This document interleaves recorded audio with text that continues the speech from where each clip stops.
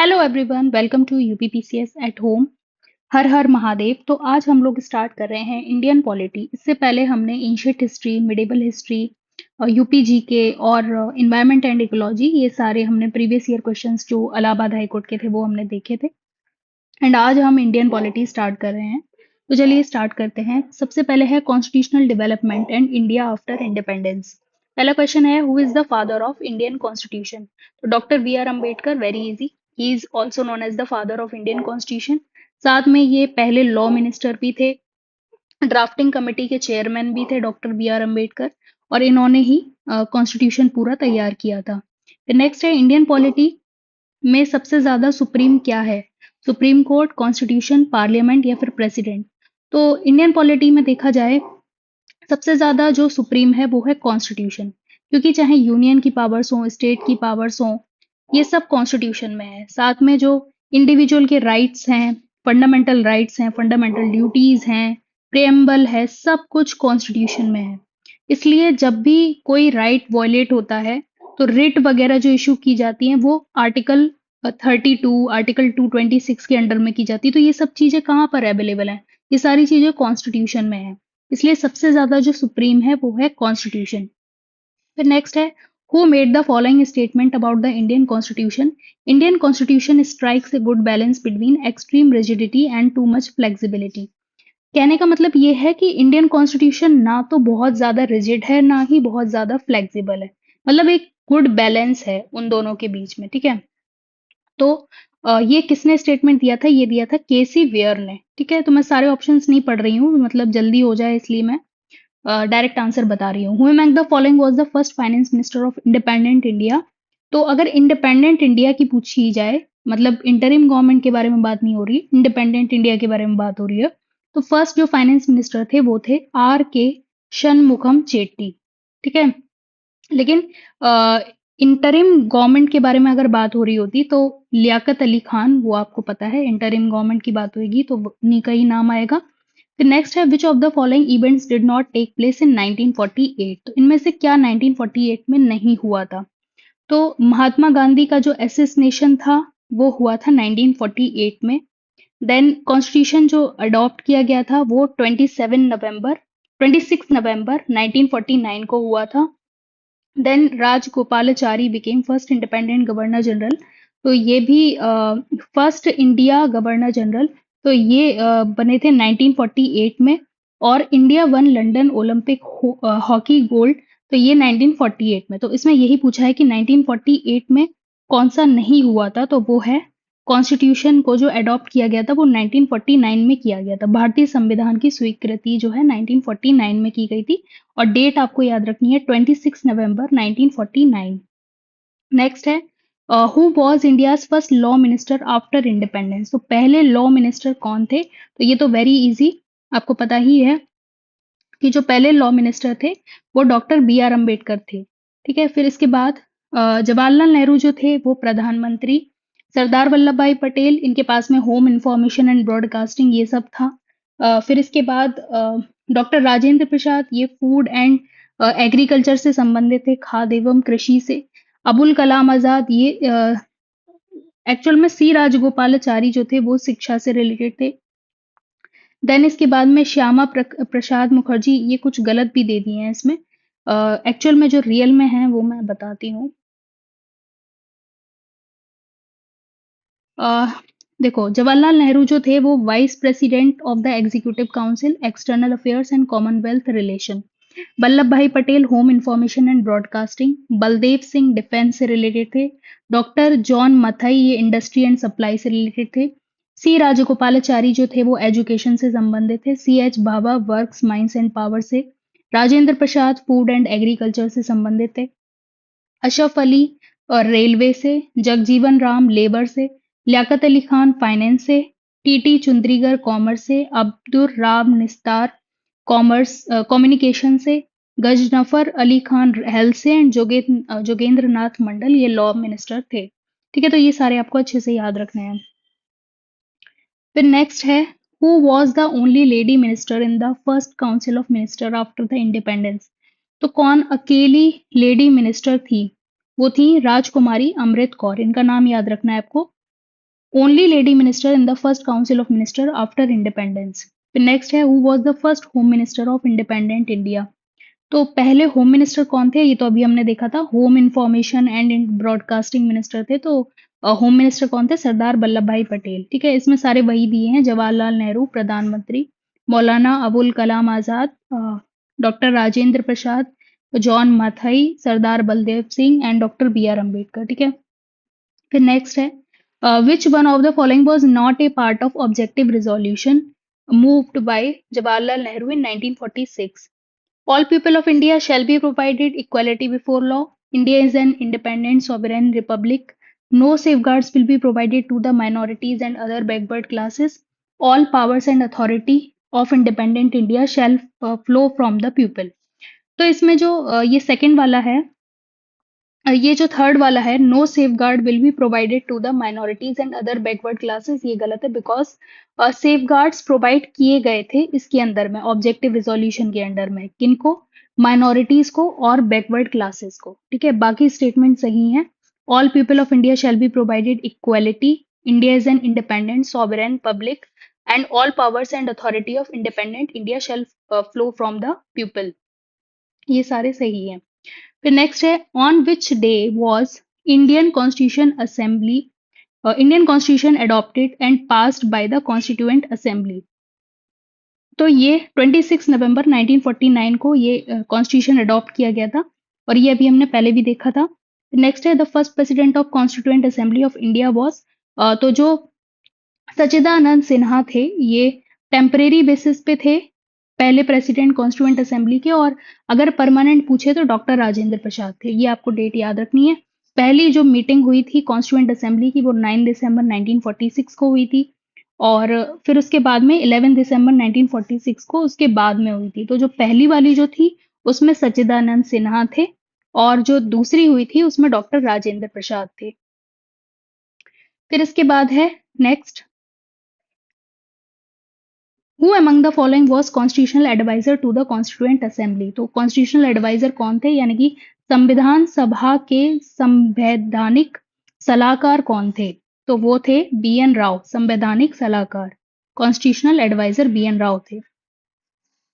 इसके बाद नेक्स्ट है, who was the temporary president of constitutional assembly. तो ये अभी मैंने बताया था कि सच्चिदानंद सिन्हा जो थे वो टेम्परेरी बेसिस पे प्रेसिडेंट थे कॉन्स्टिट्यूएंट असेंबली के, और जो डॉक्टर राजेंद्र प्रसाद थे वो परमानेंट चेयरमैन थे, परमानेंट प्रेसिडेंट थे कॉन्स्टिट्यूएंट असेंबली के। फिर इसके बाद नेक्स्ट है,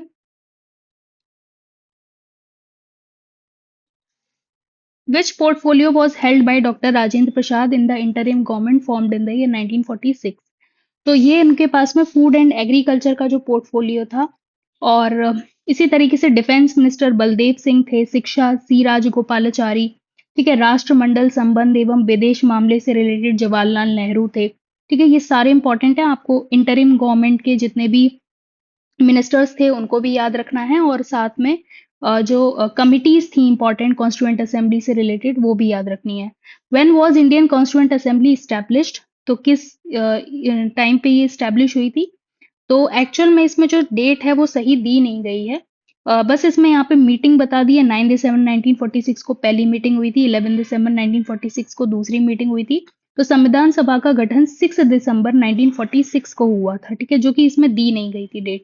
ठीक है, ये आपको याद रखनी है, 6 दिसंबर 1946, और इसकी पहली बैठक जो हुई थी वो 9 दिसंबर 1946। अगर आपको फर्स्ट मीटिंग याद है 9 दिसंबर 1946, तो थोड़ा सा 3 दिन पीछे चले जाओ, 6 दिसंबर 1946 को क्या था, ये पहली जो इंडियन कॉन्स्टिट्यूशन असेंबली जो है स्टैब्लिश हुई थी। ठीक है, तो फिर नेक्स्ट है, who among the following headed the advisory committee on fundamental rights minorities and tribal and excluded areas, a committee under the constituent assembly.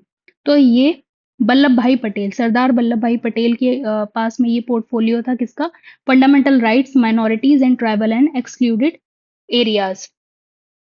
फिर नेक्स्ट है, तो ये यहाँ पे कुछ और भी कमिटी दी हैं, जैसे कि संचालन समिति राजेंद्र प्रसाद, फिर संघ शक्ति समिति, तो ये थी जवाहरलाल नेहरू के पास में, प्रारूप समिति बी आर अम्बेडकर, अल्पसंख्यक उप समिति एच सी मुखर्जी।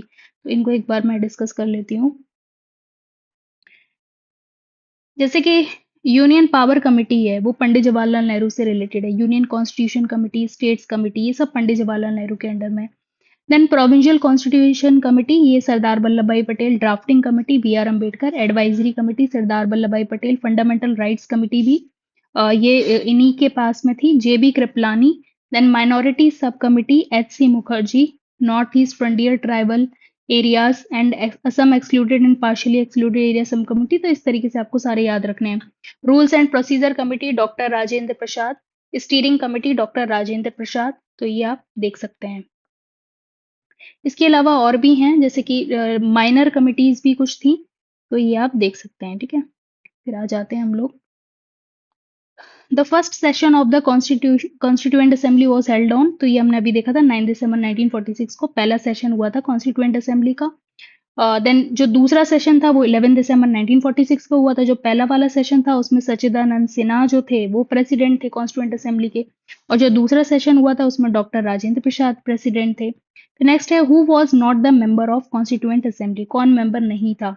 के एम मुंशी थे, एन गोपाल स्वामी अयंगर थे, टी टी कृष्णमाचारी ये थे। इसीलिए आपको जितने भी मेंबर्स थे कॉन्स्टिट्यूएंट असेंबली के सारे याद रखने हैं, कौन थे कौन नहीं थे। ठीक है, फिर नेक्स्ट है कुछ इंपॉर्टेंट डेट्स हैं, जैसे कि कॉन्स्टिट्यूशन को अडॉप्ट किया था 26 नवंबर 1949 को।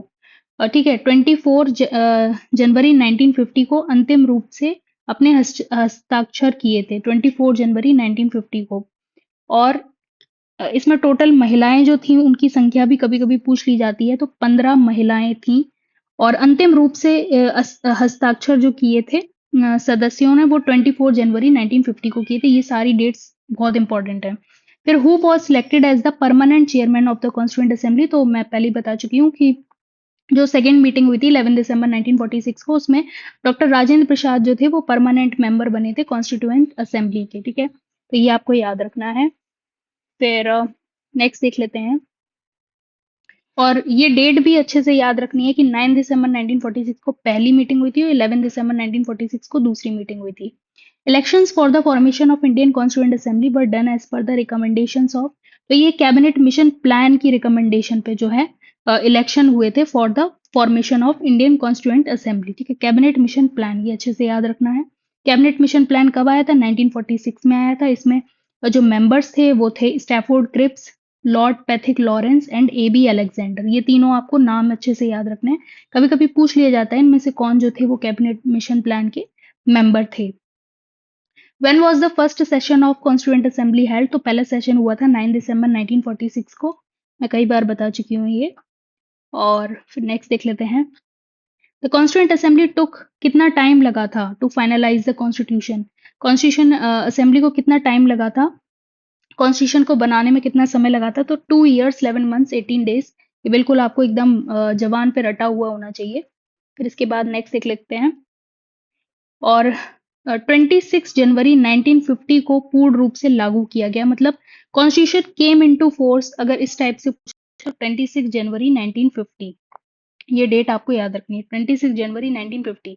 इसको ऐसे भी याद रख सकते हैं कि 26 जनवरी 1930 में जो है पूर्ण स्वराज लागू हुआ था। ठीक है, तो पूर्ण स्वराज डे मनाया जाता है 26 जनवरी को, तो इसीलिए 26 जनवरी 1950 को ही कॉन्स्टिट्यूशन पूरी तरीके से लागू हुआ था। ठीक है, Indian constitution was adopted by, तो ऑब्वियसली कॉन्स्टिट्यूशन असेंबली ने अडॉप्ट किया था इंडियन कॉन्स्टिट्यूशन को।